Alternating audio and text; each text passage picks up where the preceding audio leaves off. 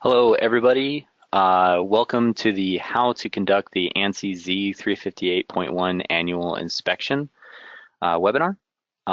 We have a great amount of attendees right now, so we're going to get started.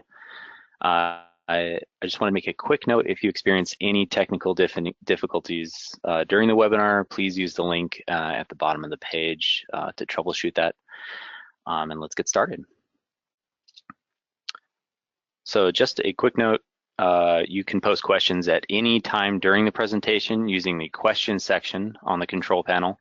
Any questions that cannot be addressed quickly or during the Q&A session at the end of the webinar will be answered via a follow-up email. Now, the webinar will be recorded and available on demand and sent to you in a follow-up email within 24 to 48 hours after the live presentation. Poll questions will be launched throughout the presentation. Your participation is greatly appreciated. It's only 5 questions, but these help us to further improve our webinars in the future, as well as the type of information that we provide. I'm your host, Justin Dunn. I am the product specialist and trainer here at Haws. Joining me are Lex Cleese, our sales manager for the Western US, and Samantha Hoke, who is our marketing and communication strategist. They will be chiming in periodically throughout the presentation. Now for our agenda, we're going to go over the importance of providing the proper first aid, ANSI ISEA Z358.1 requirements, how to conduct the test for these requirements, compliance best practices, and a live Q&A at the end of the session. Now for our first poll question. Thanks, Justin.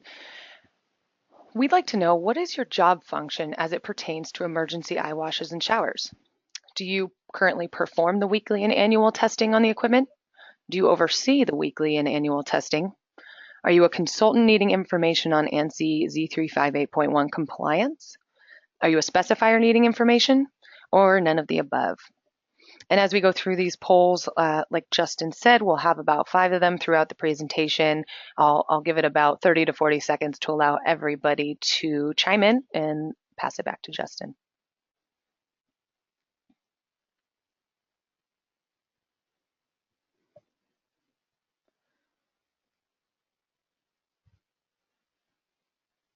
Great, thanks everybody. Back to you, Justin. Thank you, Samantha. Our goal today is to prevent injuries, fatalities, general workplace risk, and lost time and money. OSHA has stepped up their enforcement, particularly for employers who have a history of serious or repeated violations. Our goal is to go home safe every single day, and everyone's goal should be to go home the same way that they went to work. Now, OSHA's standard, or the Occupational Safety and Health Administration standard, 29 CFR 1910.151, requires that where the eyes or body of any person may be exposed to injurious corrosive materials, suitable facilities for quick drenching or flushing of the eyes and body shall be provided within the work area for immediate emergency use. And a quick note, some states require emergency eye wash and shower equipment in workplaces where irritants or chemicals are toxic by absorption. Now, the Z358.1 standard was written by the ISEA for ANSI and defines emergency eye wash and shower design, location, and temperature requirements for proper functionality and usage. Now, OSHA has not officially adopted the ANSI standard and may never do so, but references Z358.1 as the primary resource for compliance with 1910.151C during site inspections and violation reporting. OSHA fines have increased for the first time since 1990 by 80%. This went into effect August 1st, 2016, so it's been nearly a year. For example, a penalty for a willful violation rises from the old fine of $70,000 to $126,000. This is a huge increase and makes compliance, at least from a financial standpoint, more important than ever. This is a hard pill to swallow for a large or small company when it could be fixed for a lot less. Justin, just to jump in and add something in the field, I like to think that emergency equipment business is really one of managing liability exposure. If you're not worried about the OSHA fines themselves, and we're talking about how they are greatly increasing, you might want to consider that personal injury attorneys know the first step for the injured worker after the hospital is to the attorney's office. And as far as the fines themselves, I think it's key to note that largely OSHA is targeting repeat offenders. So the key is having a plan. They're not targeting those who are making steady improvements and have a long-term goal. They realize some of these capital expenditures are fairly significant, but the head in the sand approach does not go well. So having a plan is very key. Thank you for that, Lex. And we'd like to quickly launch our second poll question. Thanks, Justin. So before we get into the meat of the presentation, we'd like to know, were you aware that there are weekly testing requirements for all emergency eye wash and shower equipment?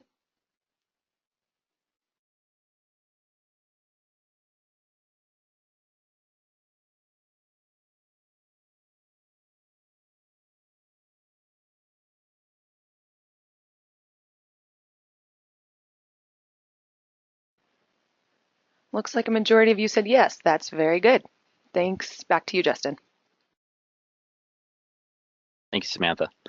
All right, now let's begin. What is the ANSI ISEA Z358.1 standard? This was first published in 1981. We have several revisions since that point.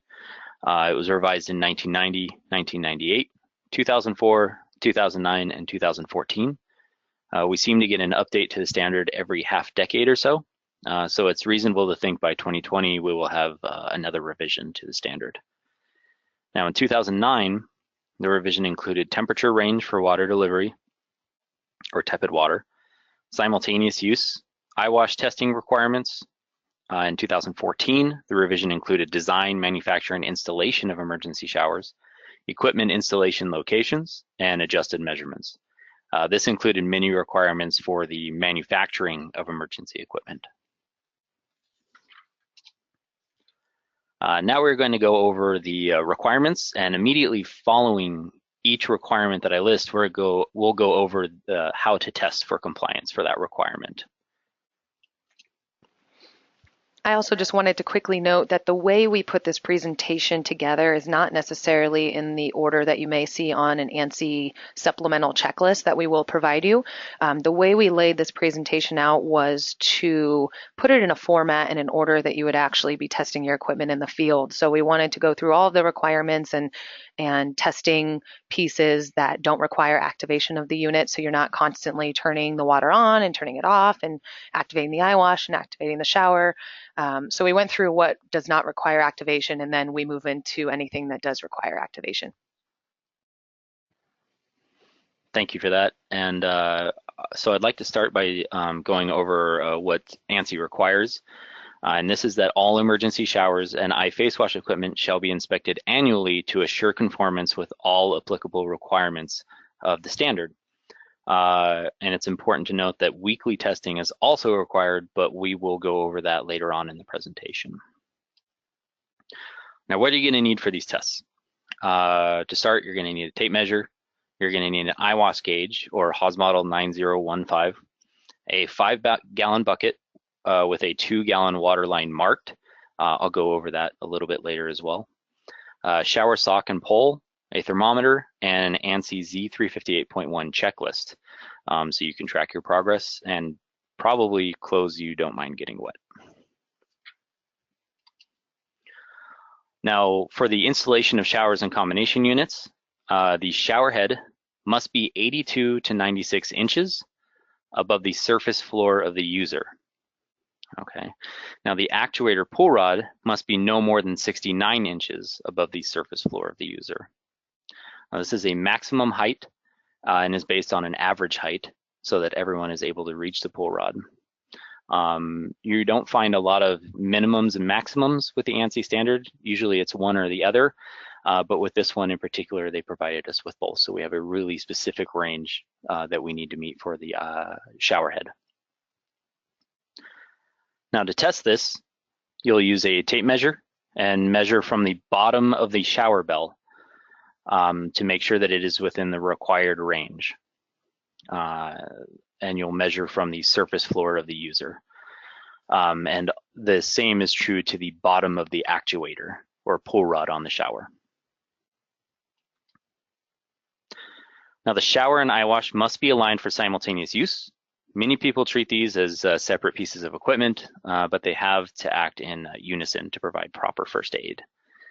Could you imagine trying to decide whether you want to save your eyesight or stop corrosive materials from damaging your skin?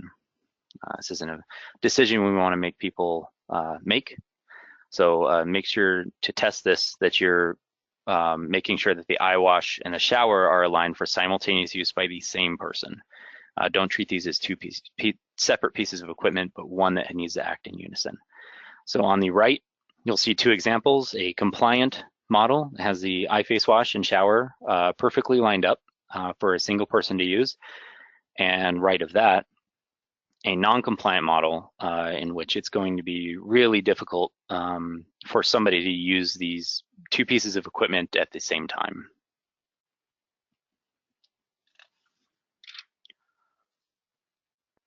Now, all nozzles, outlets, and stored flushing fluid need to be protected against airborne contaminants.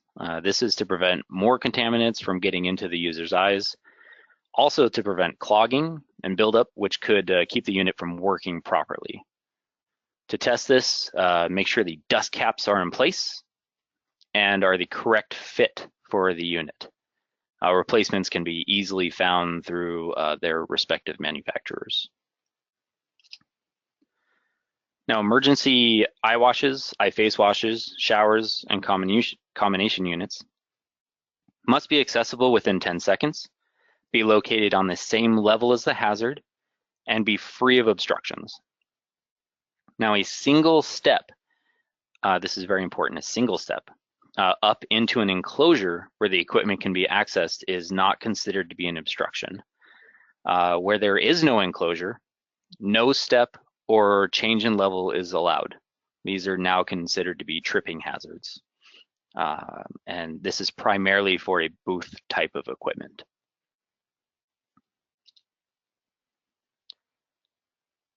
Now it needs to be accessible within 10 seconds. To check this, check for the proximity to the hazard.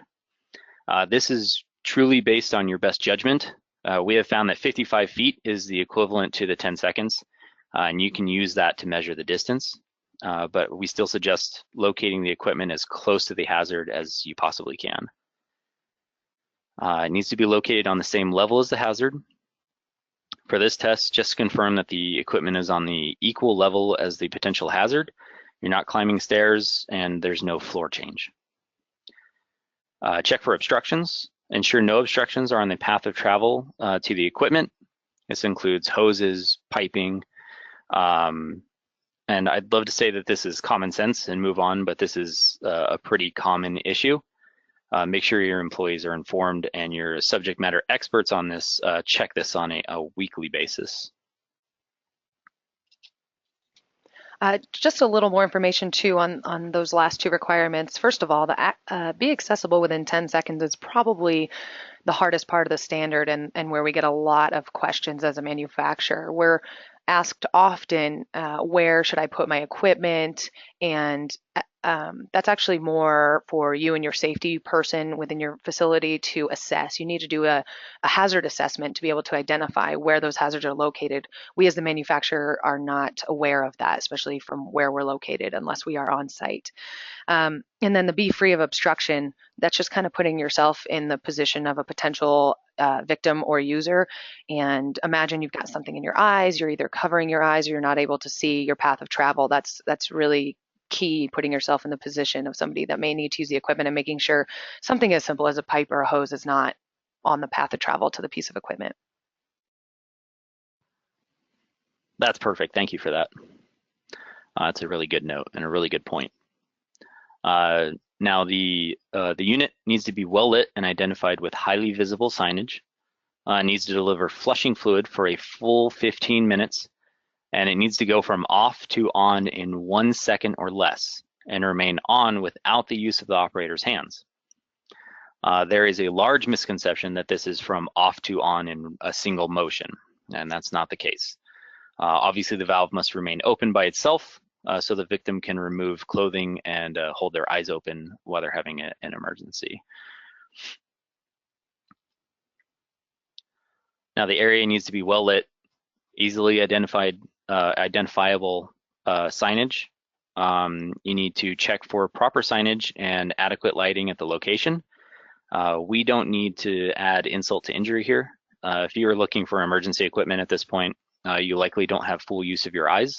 So highly visible signage is incredibly important. Now it needs to be, you need to provide flushing fluid for a full 15 minutes. To test this, you need to run each piece of equipment for a full 15 minutes. This portion of the test isn't typically done.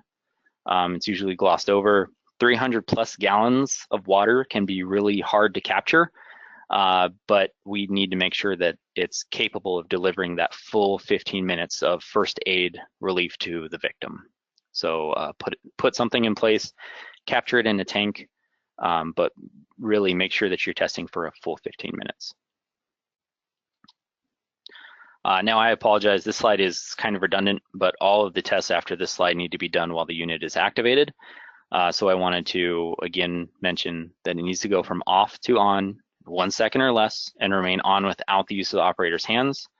To evaluate this, activate the unit, ensure the water flows in 1 second or less, and this can all be assessed as you activate the unit in the following steps. Now for emergency eye washes, eye face washes, showers, and combination units, they must provide a controlled flow of flushing fluid at a velocity low enough to be non-injurious to the user. Now this is very important since the victim has to be standing underneath this flow, and our minimum is 20 gallons per minute for 15 minutes. This can be confirmed by ensuring the flow rate and pattern requirements are met, and these are coming up in the next slides. Typically anything in excess of 30 gallons per minute can provide a really uncomfortable experience for the victim. And we want to make sure when they're seeking first aid, they're having a comfortable experience while they're treating themselves. Now, eye washes and eye face washes. Flushing fluid shall cover the areas between the interior and the exterior of the gauge that we just spoke about, and the things that you'll need, at some point less than 8 inches above the eye wash nozzle. Now to test for this, you'll use your tape measure and your eye wash gauge in conjunction while the unit is activated. You'll slowly move the gauge down from 8 inches until the flushing fluid aligns with the gauge. The gauge is based on an average human eye spacing, so we know that flushing fluid is going to meet the eyes at some point under that 8 inches.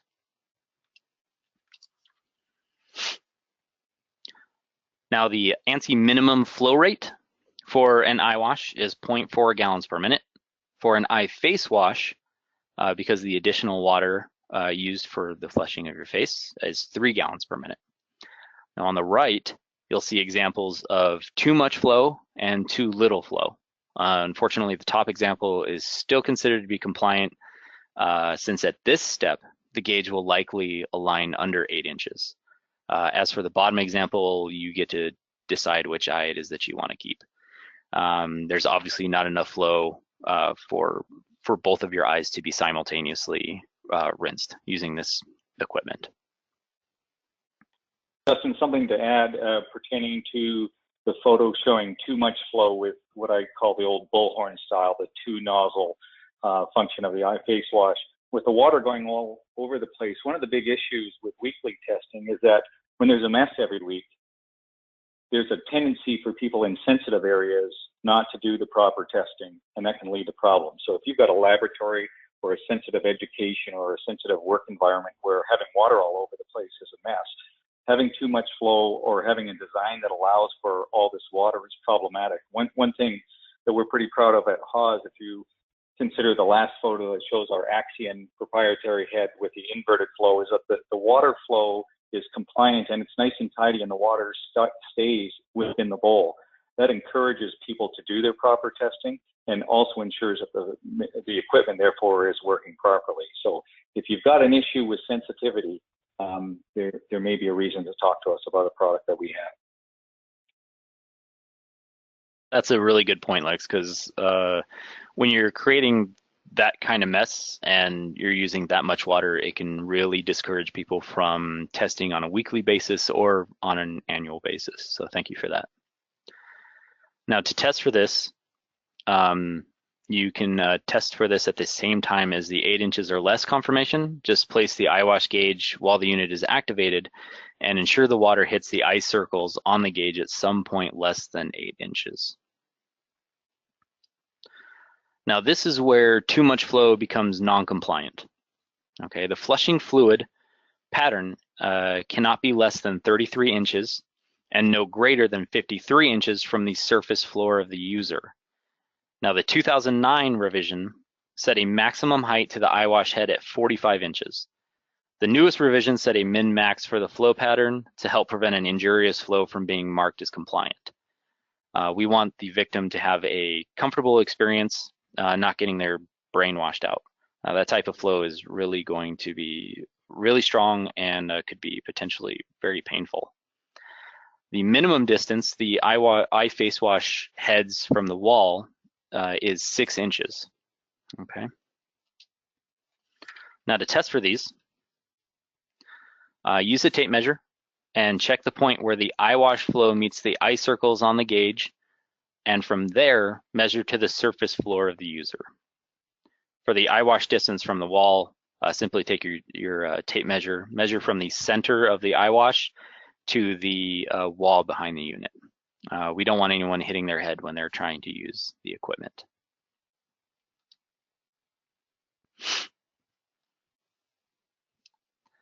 Now for the shower head, our minimum flow rate is 20 gallons per minute.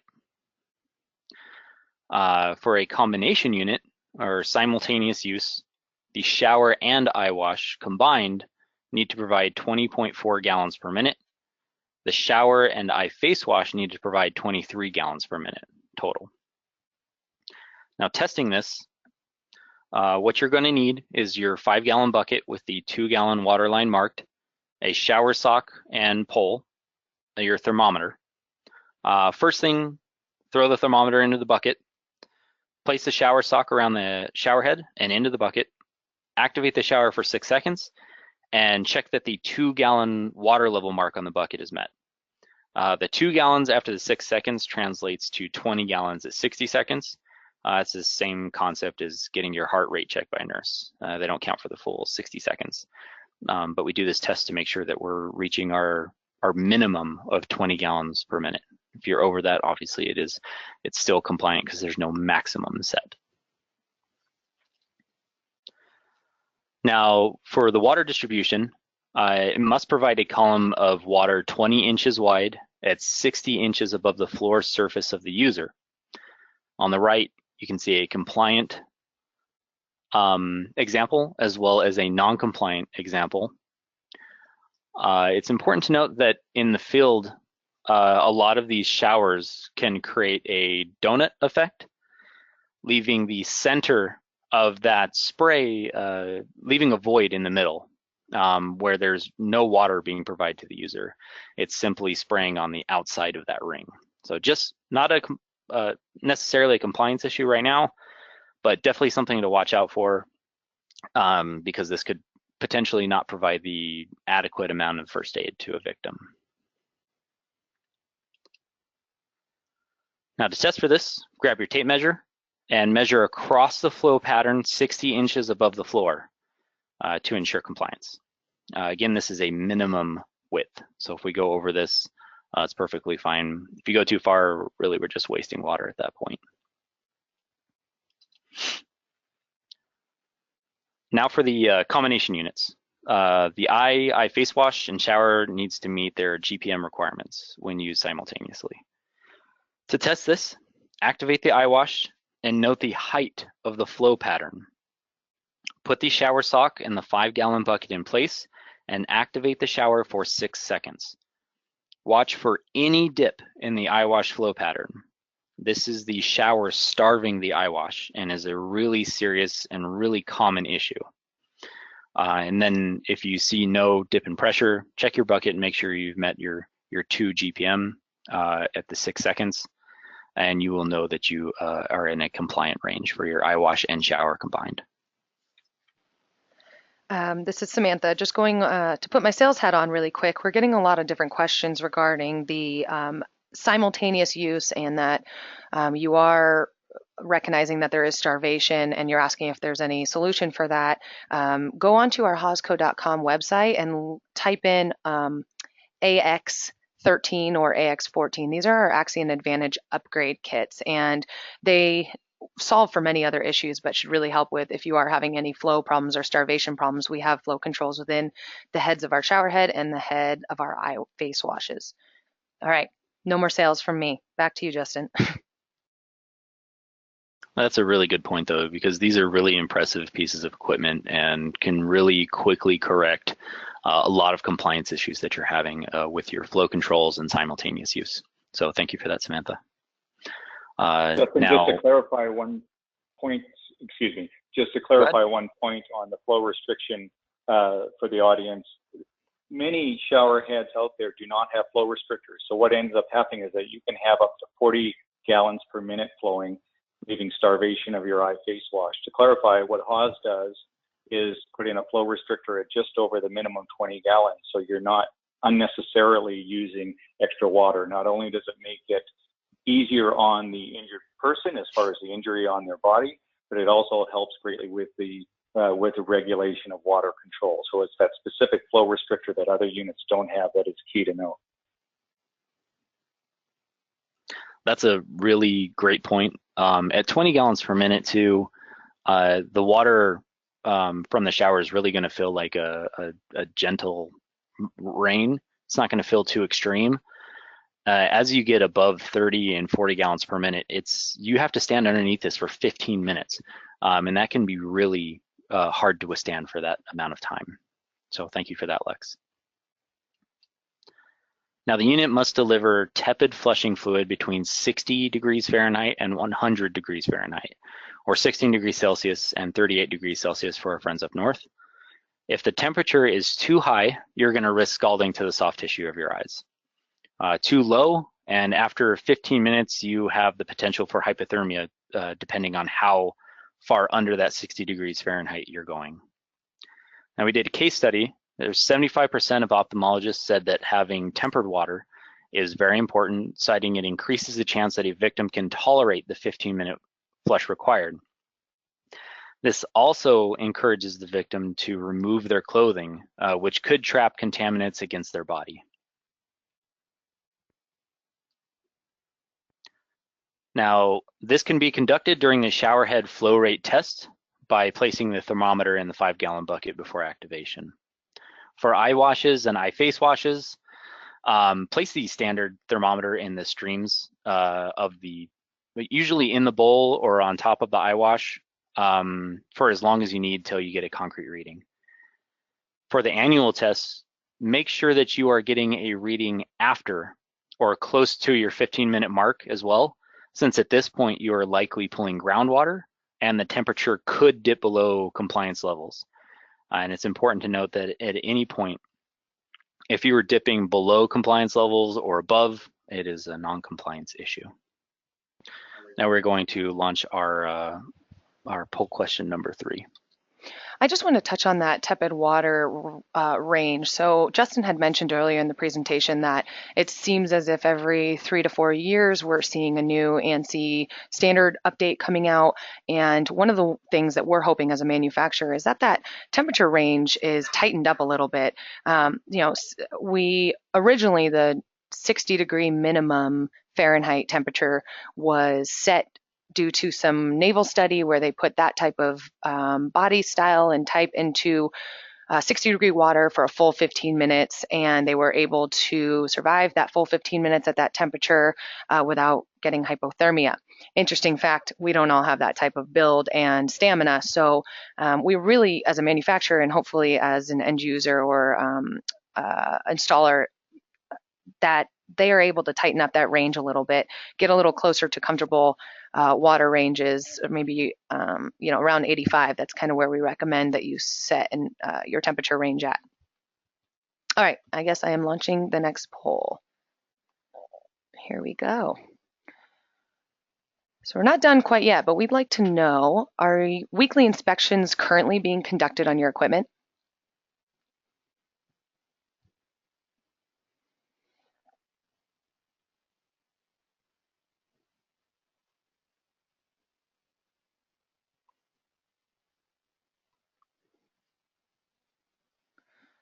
All right, thanks for answering, everybody. Back to you, Justin. We're going to move on to portable and self-contained equipment. These have to comply with all of the same rules as plumbed equipment, but they need to be visually checked weekly to determine if the flushing fluid needs to be changed or supplemented. And all emergency equipment, including self-contained, need to be inspected annually to assure conformance with the installation requirements of the standard. Okay. Now, all types of equipment must be tested weekly. This is to ensure that that between your annual tests, the equipment is still functioning correctly. Requirements for the weekly tests are not nearly as extensive as the annual tests are. Now, minimums for the weekly tests include plumbed emergency eye washes and eye face washes, and showers need to be activated weekly. Activation shall ensure flow of the water to the heads of the device, and duration of the activation shall be sufficient to ensure all stagnant water is flushed from the unit itself and clears the dead leg sections of piping. Now, additional checks to be made weekly that we highly suggest include checking access. So the path of the travel to the safety station is free of obstructions. This is, again, a really common issue and needs to be checked constantly. You don't have very good use of your eyes if you're having an emergency and looking for an eye wash already. So checking for obstructions needs to be a really consistent thing. The temperature, it needs to deliver tepid flushing fluid. And since this can change with the seasons, we recommend checking more frequently than just once a year. Now, these are just a couple additional best practices. These are not required, but we highly suggest digging deeper into your weekly tests. We went over these in detail earlier. Again, this webinar will be made available to everyone so that you can review these later in your own time. And we're going to launch our poll question number 4. All righty, so we are not done with the webinar, so hang tight. We've got a handful more informational slides, and then we'll go into questions from the audience. That's one of the best parts of this offering. But we'd like to know, now that you've watched a majority of the guts of the webinar, in your opinion, how much of your equipment is fully compliant to the ANSI Z358.1 standard?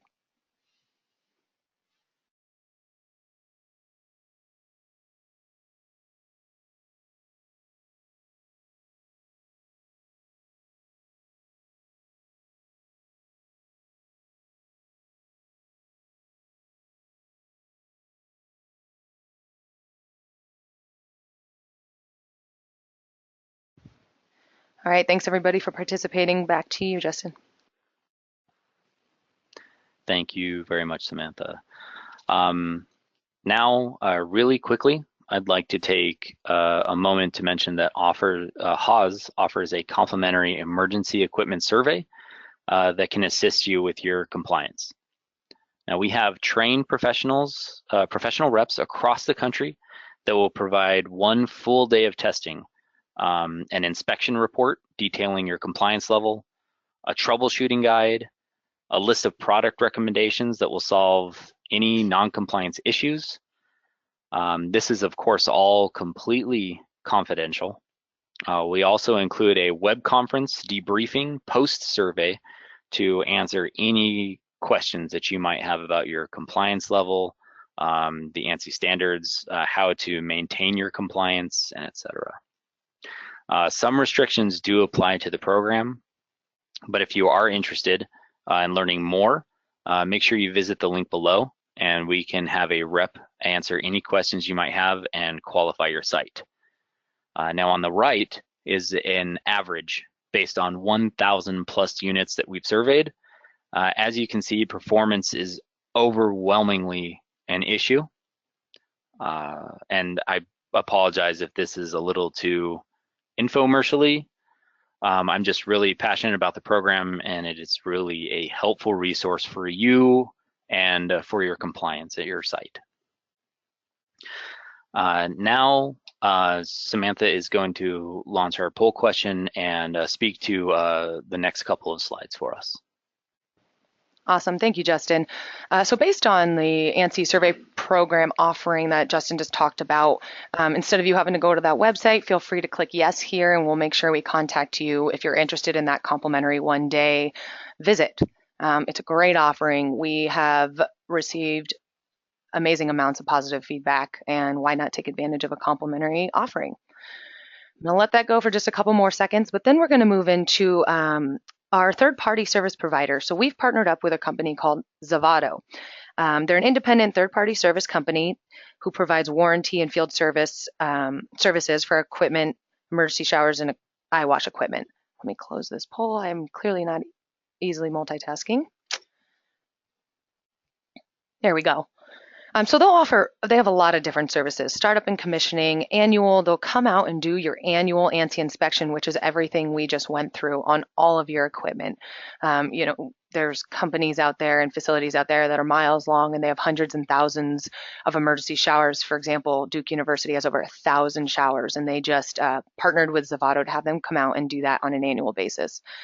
Zavado also offers online competent person training. So it'll go through practically what we just went through for only $49.99, and you can receive a certificate of completion that is valid for 2 years, pretty much saying that you are trained in conducting the annual and weekly inspections. They also offer wireless alarm site surveys. So if you have wireless alarms on your equipment, again, another example where you may have a really large facility and the alarm system is not necessarily sufficient and you need an activation, you need information to go back to the main control room that a shower or an eyewash was activated, and you need someone to get out there quickly to respond. Those wireless alarms are a great solution. They do repair and upgrades, warranty services, and preventative maintenance contracts. So feel free to visit their website, zavado.com. All right, we are nearing the end of the content piece, and again, we'll get into the Q&A, but I wanted to point out some resources that we have available for you all for attending today. We're going to provide you with a weekly and annual inspection checklist. So the checklist itself has all of the annual inspection requirements, and anything required on a weekly basis is marked with a W.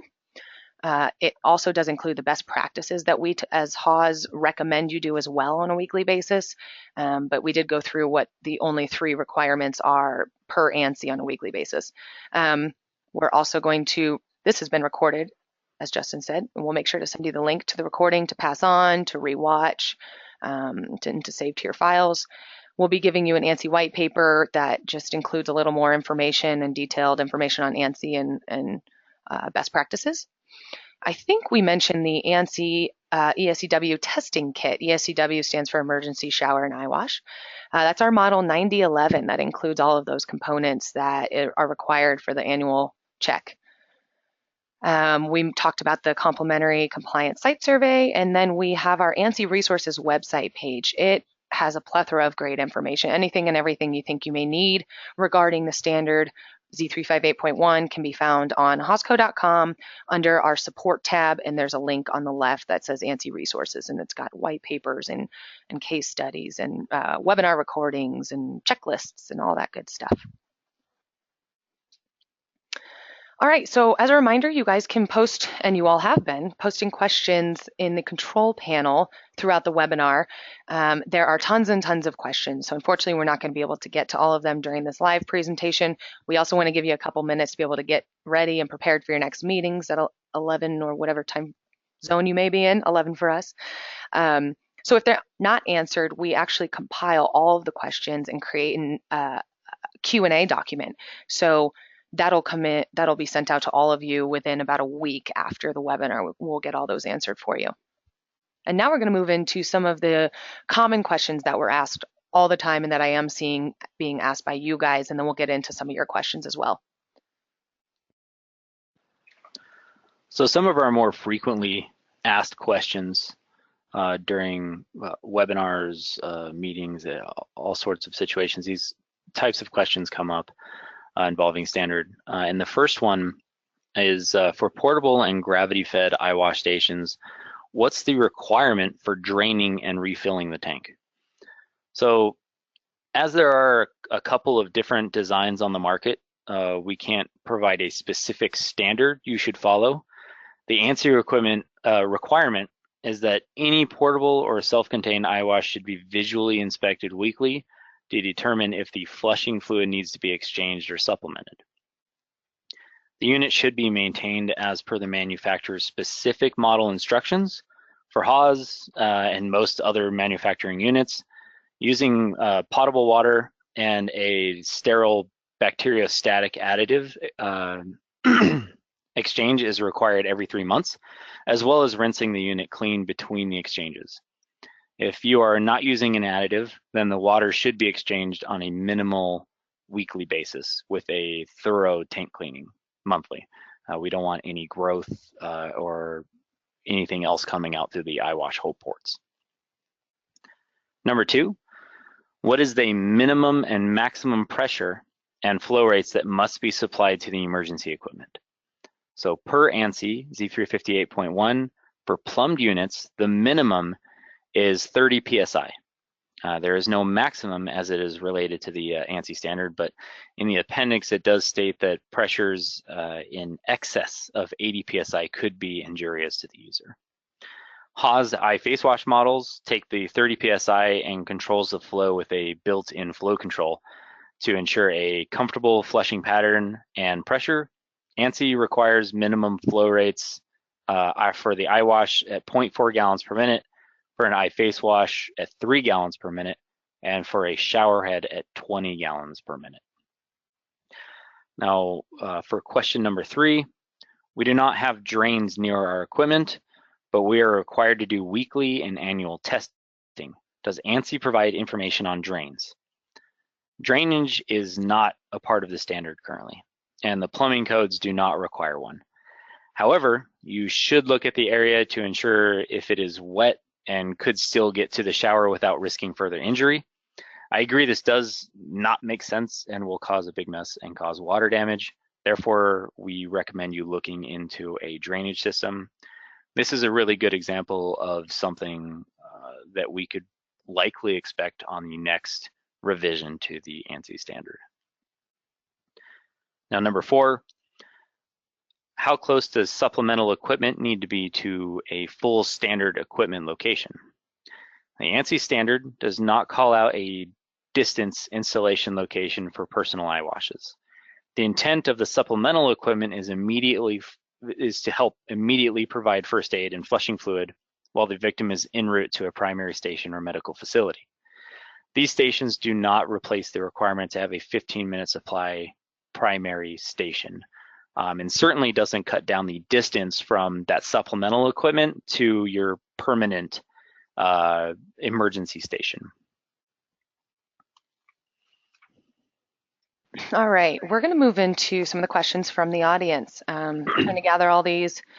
Let's see, I'm going to also have Lex chime in as well for some of the questions. So let's give you this one, Lex. Kurt is asking, if a safety shower and eyewash was put in place before 2014 and it doesn't have the shower directly above the eyewash station, does this need to be updated, or is there a grandfather clause? At least you threw me an easy one. There is no grandfather clause. basically ANSI standards take effect the moment they go into effect. So there's no grace period. You're not allowed to have old equipment. The expectation is that the minute the latest standard is brought in, the expectation is that during inspections, those are going to be fully compliant. Great. Eric wants to know, can you discuss if and when an eyewash has to be used in an area where there are no chemical concerns, but rather particulate concerns? For example, using a grinder that could have flying objects in the air. He's aware that safety glasses and face shields should be used as well, but is there a need to have an eyewash? So there's a really quick answer. Yeah, go ahead, Dustin. So there's a really specific difference between the type of equipment you'll need for particulates and the type of equipment you'll need for a chemical hazard. So for particulates, an eyewash is perfectly okay. If your only risk is particulates getting into your eyes, there's no chemical hazard nearby, you can use an eyewash at that location. But at any time when there is a corrosive material introduced to the situation, an eye face wash has to be used. The likelihood that chemicals are going to spray directly in your eyes and make no contact with your face, neck, and skin is really, really unlikely. So having an eye face wash is incredibly important for those type of situations, and an eye wash just for particulates. Great. And just to add to that, one of the reasons that our portable eye washes are very popular, numerically, they're by far our most popular items, is that they address the items of, or the concern of particulates, which are found in many, many places. And having a portable is an excellent tool because wherever these chips and particulates are flying, it may change location from time to time. So rather than having a plumbed unit, the portable units are often the choice. Thanks, Lex. I'm going to attack a couple quick questions here. Richard was asking for confirmation that there's no requirement to check the temperature weekly. Unfortunately not. The ANSI standard only requires that water gets to the heads of the unit, that the units are activated weekly, and that you clear the dead leg. That's all that's required by ANSI on the weekly test. But back to those best practices, put yourself in the situation of the victim, the temperature should be checked on a weekly basis. Let's see, Beatrice was wondering, so there's a weekly, monthly, and annual testing required. Per ANSI, which is what we follow because OSHA utilizes the ANSI standard for visits and citations, they require only a weekly and the annual test requirements. Walid was wondering, he says, in Massachusetts, the plumbing board established that the water temperature should be 70 degrees. Is this ANSI compliant? Yes, the tepid water range requirement is 60 to 100 degrees Fahrenheit. All right, Justin, I have one for you. How do you manage outdoor units due to temperature?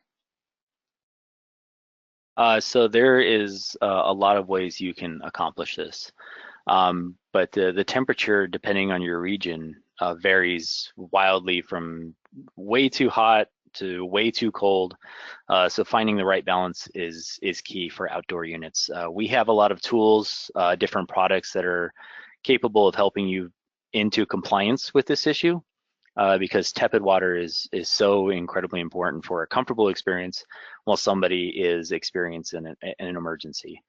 So first of all, something like an 8317 CTFP would be an option for colder temperatures. This is a cable traced freeze protected unit that once the temperature dips below a certain temperature, the heat trace cable inside the unit will kick on, protecting the water inside of the unit from dipping below compliance. We also have custom projects, specially engineered solutions, which we call HAWS integrated. These are booths that can help you with your compliance issues, whether it be too hot or too cold, and it doesn't really matter the region. They offer a huge assortment of products that can help you with this. If you're interested, you can find out more information on hawsco.com. HI is a great tool. If you're really just borderline having issues with your tepid water outdoors, sometimes insulating the pipe is a really great idea. Shading the unit from the hot sun is also a great idea, or using mixing valves. If you have a hot and cold water supply to the area, then a mixing valve can provide you with the perfect solution to provide consistent tepid water to your units outdoors. That was a great answer. Lots of solutions. Make sure to visit our website. Lex, Michael was wondering, is there a requirement to have the plumbed water that is going to the equipment tested? And if so, what standards? For example, potable water, contaminants, etc. That's a good question. Justin, you might want to chime in on that to make sure I'm accurate. You're referring to testing whether or not the water is potable itself? Yeah, I think Mike was asking the water prior to getting to our pieces of equipment, does that need to be tested? I know that's not under the ANSI standard, but I know the ANSI standard requires potable water. Right. So I guess the correct answer would be yes. I mean, because ANSI simply requires that the water is potable. So if you're not sure that it is, then you do have the obligation to be testing it to find out and determine for certainty that the water is indeed potable, would be my quick answer. Got it. Thanks. Let's see. So does the 33 to 53 inch measurement rule for the eyewash to the top of the flushing fluid now supersede the old 45 inch to the nozzle? Can you touch on that, Justin? Yeah, absolutely. So you're absolutely right. So the 33 to 53 inch rule is our new standard. And that's to the top of the flushing fluid. We are no longer concerned with the height from the distance of the user is standing on to the top of the nozzle. That was what was required in the old revision. Currently, the top of the flow needs to be within that 33 to 53 inches to ensure compliance and that we're reaching an average level for the average human height so that everybody is capable of using that. I'd also, I think we were chatting how do I about explain this? There's other manufacturers out there that you saw in some of the pictures where they're practically eye pressure washers or ear washers or whatever you want to call them. What this new revision is doing is ensuring that we're not just measuring to the top of the eyewash head and the flows can be 10 feet in the air. We're ensuring that the flow itself is also within that 8-inch height from the top of the eyewash head. So there's a little more regulation around that. And you wouldn't believe how absolutely common it is to find eyewash flow patterns that are shooting across the room. This is obviously an injurious flow. If there's a victim trying to use a piece of eyewash equipment and they have to endure that for 15 minutes, you would have to hold them in there. It is going to hurt. It's not going to feel good. And that's not what we want for somebody who's the victim of a chemical splash, etc. All right, Lex, one for you. How important is the temperature range? For example, if the temperature is at 57 degrees, is that okay? The quick answer there is no. ANSI has a range, and they regularly enforce that range. The ANSI standard does not state kind of close to these numbers. It is these numbers between 60 and 100 degrees, period. And they are increasingly cracking down on it. So the problem from ANSI's point of view, if you've got water at 57 degrees, is how consistent is it? How often does that drop down to 54, 53 degrees? 60 degrees is extremely cold when your household shower is close to 100 degrees. It's barely survivable. So you start going by 5 or 10% below that, it's a serious problem. I think as Samantha touched on, we'll likely see that temperature in the ANSI standard eventually rise. So having them allow you to be a further 3 or 4 degrees below the standard would be highly unlikely. Perfect answer, Lex. We've got time for 2 more questions. I'm going to aim these towards Justin and let you guys get into your next meetings or events. Is the ANSI site survey only for Hawes equipment, or will you test all other types of equipment in the field? I would like to imagine that if we were doing a site survey that yes, it would be 100% Haas equipment, but that's not going to be the case. Obviously, there are other players and other manufacturers out there in the field, and we will test any and all emergency equipment that you have in place.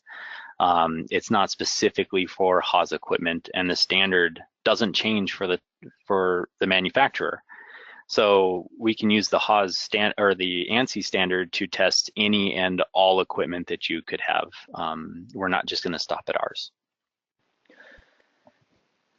So take advantage of that. Go onto our website and fill out the form on the survey program page. Last question is from Roy, kind of tagging on to that, a bunch of the surveys that we've done out in the field and the information we've gathered. Roy wanted to know, what were the major compliance issues that we found in that 70% non-compliant out in the field throughout all of our inspections?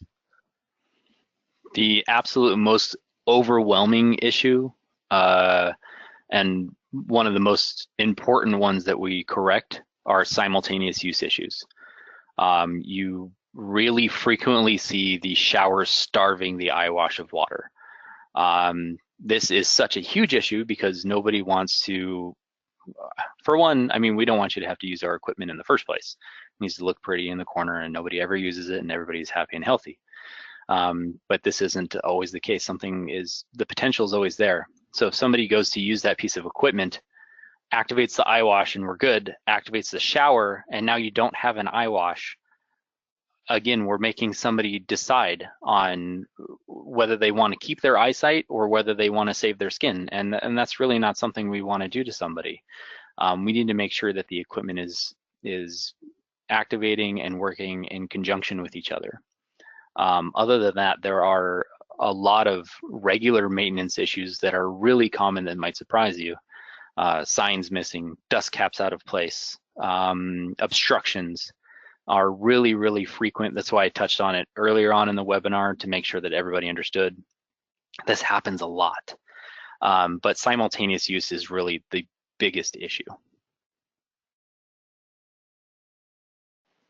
All right, I think that's it for our Q&A. On your screen, there's contact information for Justin, who did the presentation for us today. Thank you for that, Justin. And then here's also some contact information for our generic customer service. We have a new offering on our website. Take advantage of it. We have a live chat function, so that's great. Take advantage of that for some of your onesie-twosie questions or any information that you need. Keep an eye out for a follow-up email that I'll be sending out. I, as in Samantha, will be sending out to you within the next 24 hours, and then a secondary follow-up within 7 days of the webinar that'll include the Q&A and all of the answers. Thank you all for taking the time to be here today. Thank you, Justin. Thank you, Lex. Stay safe.